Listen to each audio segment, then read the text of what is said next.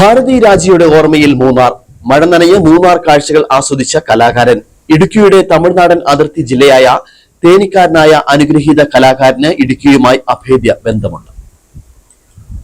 തേനിയുടെ കാർഷിക ഗ്രാമീണ കാഴ്ചകൾ ആസ്വദിച്ചു വളർന്ന ഭാരതി രാജയ്ക്ക് എന്നും മൂന്നാറിന്റെ സൗന്ദര്യത്തോടും പ്രിയമായിരുന്നു.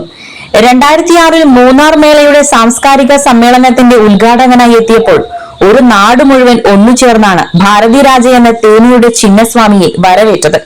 അന്നത്തെ ദേവികുളം MLA ആയ AK മണി ആ നിമിഷങ്ങൾ ഓർക്കുന്നു. അങ്ങനെ സിലിഫീൽഡിലേക്ക് വന്നതിന് ശേഷം തമിഴ്നാട്ടിൽ ഒരുപാട് മാറ്റങ്ങളുണ്ടായി. ഇതേ പാട്ടുകളാണ് തമിഴ്നാട്ടിലെ ഗ്രാമപ്രത്തിനുള്ള ജനങ്ങൾ ആർജിക്കുവാനുള്ള ഒരു കാരണമുണ്ടായിരുന്നു. അതിൻ്റെ ഒരു ഇത് ഇപ്പം മറക്കാൻ പറ്റാത്ത ഒരു നിലപാടാണ് തമിഴ്നാട്ടിനെ സംബന്ധിച്ചുള്ളത്. പിന്നെ ദൈവം ജന്മം കൊണ്ടത് നമ്മുടെ ദേവികുളം ദേവീജമഠത്തിൻ്റെ തൊട്ടുപാടുള്ള തേനി ജില്ലയിലാണ് ദൈവം ജന്മം കൊണ്ടത്. അതുകൊണ്ട് മൂന്നാറിനോട് പുള്ളിക്ക് എപ്പോഴും പ്രത്യേക ഒരു താല്പര്യമുണ്ട്. 2026 ഇവിടെ വന്നിരുന്നു. 2006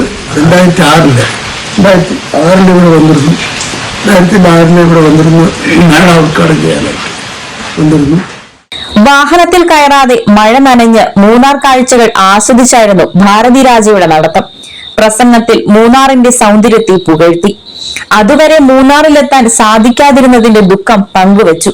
നാട്ടുകാർ നിലയ്ക്കാത്ത ഹർഷാരവങ്ങളോടെയാണ് അദ്ദേഹത്തിന്റെ വാക്കുകളെ എതിരേറ്റത്. പ്രശസ്ത സംവിധായകനായ ഭാരതി രാജയാണ്. അദ്ദേഹം അന്നിവിടെ വന്നപ്പം മൂന്നാർ കണ്ടതിൽ ഏറ്റവും വലിയ ജനക്കൂട്ടമാണ് അന്ന് അദ്ദേഹത്തെ സ്വീകരിക്കാൻ വേണ്ടി ഇവിടെ എത്തിയത്. അദ്ദേഹം മൂന്നാർ ടൗണിൽ നിന്ന് തന്നെ ഈ സാംസ്കാരിക ഘോഷയാത്രയുടെ മുമ്പിൽ പഴയ മൂന്നാറിലേക്ക് 2 കിലോമീറ്ററോളം നടന്നാണ് വന്നത്.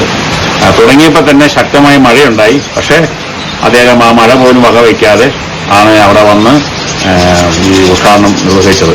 ടാറ്റയുടെ സ്പോർട്സ് ഗ്രൗണ്ടിലായിരുന്നു ഈ പരിപാടി. ആ സ്പോർട്സ് ഗ്രൗണ്ട് നിറയെ ഇദ്ദേഹത്തിന്റെ പ്രസംഗം കേൾക്കാൻ ജനങ്ങൾ, തൊഴിലാളികൾ കൂടിയിരുന്നു. മൂന്നാറിന്റെ പ്രകൃതിയെപ്പറ്റിയും മൂന്നാറിന്റെ സാംസ്കാരിക നിലവാരത്തെപ്പറ്റിയെല്ലാം അദ്ദേഹം വളരെ പ്രശംസനീയമായ പ്രസംഗമാണ് ആ സമയത്ത് നടത്തിയത്. 2006 മേളയ്ക്ക് ശേഷം പലതവണ ഭാരതി രാജ മൂന്നാർ കാഴ്ചകൾ ആസ്വദിക്കാൻ ബോഡിമെട്ട് ചുരം കടന്നെത്തി. News bureau, Adimali.